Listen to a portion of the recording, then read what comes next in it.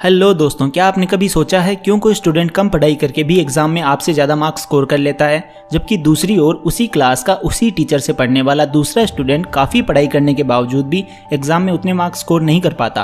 आखिर ऐसी क्या चीज़ है जो एक एवरेज स्टूडेंट और एक टॉपर स्टूडेंट को एक दूसरे से अलग करती है? आखिर ऐसा क्या सीक्रेट है जो एक टॉपर स्टूडेंट को पता है लेकिन आपको नहीं पता? किसी भी एग्जाम में अच्छे नंबर लाने के लिए जितना ज़रूरी हार्डवर्क है उतना ही ज़रूरी स्मार्ट वर्क भी है।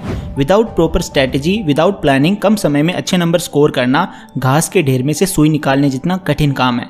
तो आपके इसी काम को आसान बनाने के लिए मैं ये वीडियो लेकर आया हूँ। बहुत सारी रिसर्च के बाद मैंने कुछ ऐसे पॉइंट्स सेलेक्ट किए हैं जो कि आपको पता होने ही चाहिए अगर आप कम समय में चालाकी से पढ़ाई करके किसी भी एग्जाम में अच्छे नंबर स्कोर करना चाहते हो। तो जाने अनजाने में हर टॉपर स्टूडेंट इन पॉइंट्स को, इन बातों को फॉलो करता है। तो अगर आप भी चाहते हो आपकी क्लास के अगले टॉपर आप बनो, then you must have to watch this video till the end. तो दोस्तों, मेरा नाम है mister proton, so let's begin.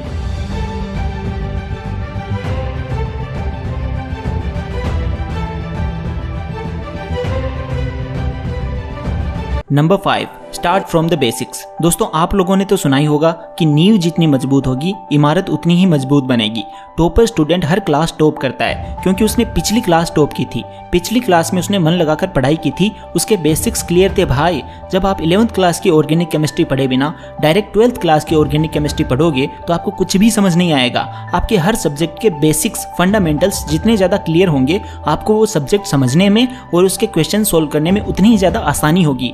Basics अगर आपके क्लियर हैं तो क्वेश्चन थोड़ा चेंज भी हुआ तो आप उसे सोल्व कर पाओगे, लेकिन अगर आपके कॉन्सेप्ट्स क्लियर नहीं है, आपको बेसिक्स ही नहीं पता है और आपने आंसर केवल रट रखा है, तो फिर अगर थोड़ा सा भी क्वेश्चन चेंज हुआ तो आप उसे सोल्व नहीं कर पाओगे। इसीलिए अगर आप कोई भी सब्जेक्ट जैसे मैथ्स पढ़ रहे हो तो उसमें पहले जितने फॉर्मूलाज हैं उनकी एक शीट बना लो और हो सके तो फॉर्मूला कैसे डिराइव हुआ है ये भी पता कर लो, उसके बाद भी क्वेश्चन सोल्व करो।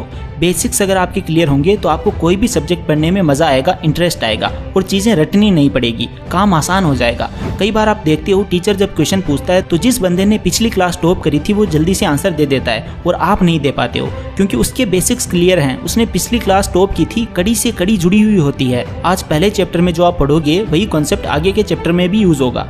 Number 4, study in variety of ways. दोस्तों, किसी एक ही टॉपिक को पढ़ने के एक से अधिक तरीके हो सकते हैं। महान न्यूरोलॉजिस्ट जूडी विलिस के द्वारा 2008 में की गई एक रिसर्च में पता चला है कि डिफरेंट मीडिया हमारे ब्रेन के डिफरेंट पार्ट को एक्टिवेट करते हैं। किसी भी चीज़ को याद करते समय आपके ब्रेन के जितने ज़्यादा पार्ट एक्टिव होंगे आप उतना ही आसानी से उस चीज़ को याद कर पाओगे। जूडी विलिस अपनी रिसर्च में बताते हैं कि पढ़ते वक्त किसी भी टॉपिक को समझने के लिए आप मल्टीपल वेज का उपयोग कर सकते हो, जैसे कि आप उस टॉपिक के नोट्स पढ़ सकते हो, उस टॉपिक का यूट्यूब पर वीडियोस देख सकते हो, उस टॉपिक की इंफॉर्मेशन का एक ऑडियो बना के आप उसे बार बार सुनकर याद कर सकते हो। जब आप एक ही चीज़ को, एक ही टॉपिक को अलग अलग तरीके से याद करने की कोशिश करते हो तो इससे आपके ब्रेन के न्यूरॉन्स की संख्या में वृद्धि होती है और अगली बार जब भी आप पढ़ने बैठो तो इस टिप को फॉलो जरूर करना। Number 3, analysing previous year papers and demand of examination before jumping in preparation.